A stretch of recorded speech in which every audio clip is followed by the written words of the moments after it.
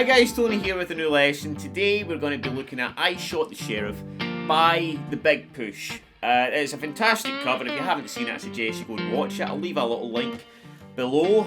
Of course, this song's covered by Eric Clapton, originally by Bob Marley. And it's a fantastic song. And there's a few different versions of Rain and The Big Push playing this when they're busking. And rather than take one version and just do it note for note, I've decided we should look at what Rain's doing, because he's basically just improvising through a lot of it. So we're going to look at how to play, how he plays, how to do what he's doing, you know, what's gone through his head, and that I think is much more beneficial than just learning the song note for note, so that you can do your own version. You can apply this to everything though, you know, it's basically an improvisation lesson. And I'm going to give you the tools you're going to need. There's three very important key factors to take into consideration. So we're going to look at the little intro, and then we're going to look at how we can solo over it basically. So yeah, make sure you've got your guitar, make sure you're ready, and let's get started.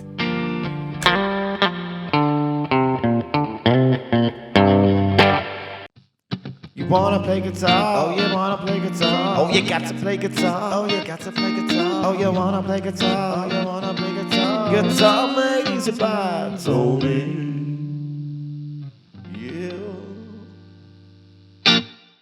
Okay, so I'm going to start off by saying that this really is an intermediate lesson, alright? Because Rain's using a lot of Jimi Hendrixy kind of stuff, which is it's difficult, alright? And it takes a while to get the muscle memory under your fingers. I'm not saying if you're a beginner, don't try it, because that's how I get better, is by trying songs that were far too hard for me.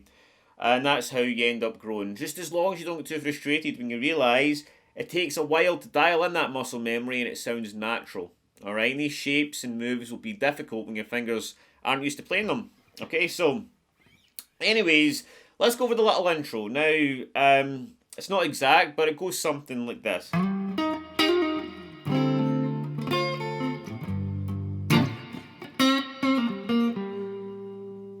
Alright, just a generalisation of what he's doing. Now, we've got an E flat, a D minor 7, and a G minor. Or a G minor 7. Right, there are chords. Now, when I'm using this A shape, on the opposite side of that, I have shape 1 of the major pentatonic scale.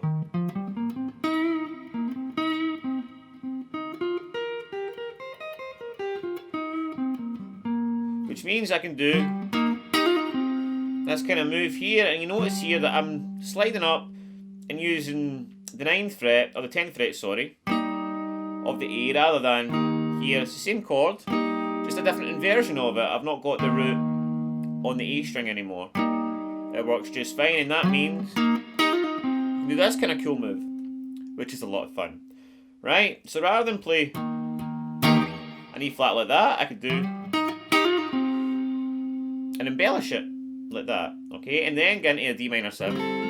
I can hammer on like that, boost bar the 5th fret, and hammer onto the shape. And then embellish it again by getting the high E on the 8th fret. And then into my G minor or G minor 7. I prefer the minor 7, to be honest.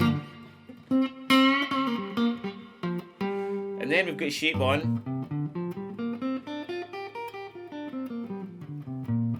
of the minor pentatonic scale there, which means I've got some cool licks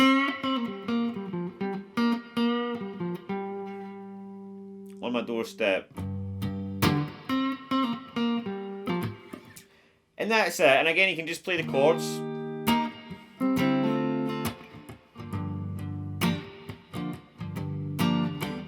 When you're singing.